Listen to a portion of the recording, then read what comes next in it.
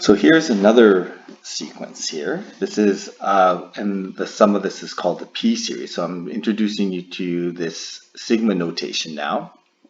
Okay, so you should have seen the sigma notation before, but if you haven't, this sigma notation is a Greek letter S, which stands for sum. So it means that we sum up all the terms of this sequence.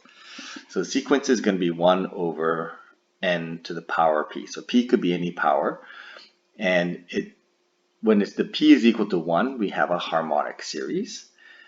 When p is greater than 1, we have these p series. Okay, and you can see that depending on the value of p, okay, here p is 1/3, it will go down to 0 either very slowly or very quickly, depending on how powerful that p is.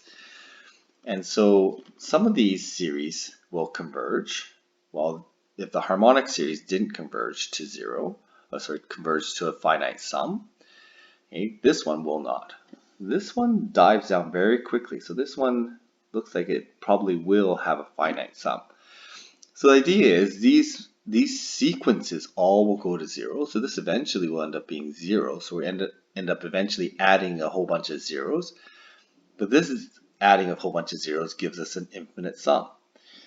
When I add a whole bunch of zeros here, this gives us a finite sum. You can kind of see that, well, these ones, when we integrated these, this unbounded area, this one, when we integrated this, we had an infinite sum, or infinite area.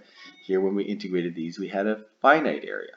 Okay, so these ones again, this is just introducing the terminology. These ones are called P series for that power on that n. So it's important to make sure that we make the distinction when we're talking about sequences. So here we're talking about the sequence going to 0, the sequence going to 0 versus a series. When I talk about the series, I talked about like the area essentially. And that's the model we're going to use. We're going to start thinking about the sum of this sequence, kind of relating it to area. It's not exactly the same thing, but it's a good analogy and it's a good way to understand how they behave. So the sum of this is just going to be summing up all these terms, and we essentially kind of think about what the area is here. So again, the sequence, both of these sequences go to 0. The series is when we think of the area underneath these curves, or underneath these sequences.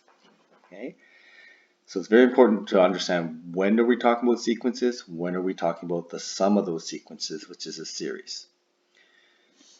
So this terminology is important. Convergence, divergence of series. And we're really more interested in the divergence and convergence of series. And basically what it means is a converging series means that when we add up the series, it had a finite sum. The divergence means it has an infinite sum. So I'm just going to write it down here. This means it's finite. This is infinite.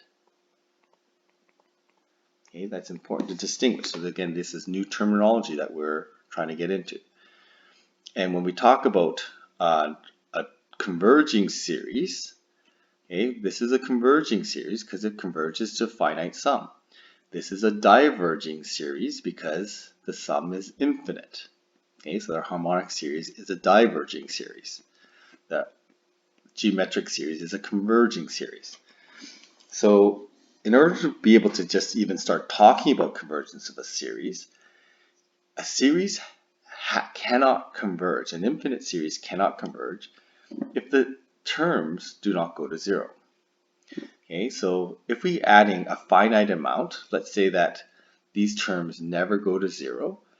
If I add an infinite amount of a finite amount, we're going to always have an infinite sum. Okay, that series or the sum is always going to be infinite. So in order for even to have a chance of having a finite sum, we have to add zeros at the end. That means that the limit of the terms must go to 0.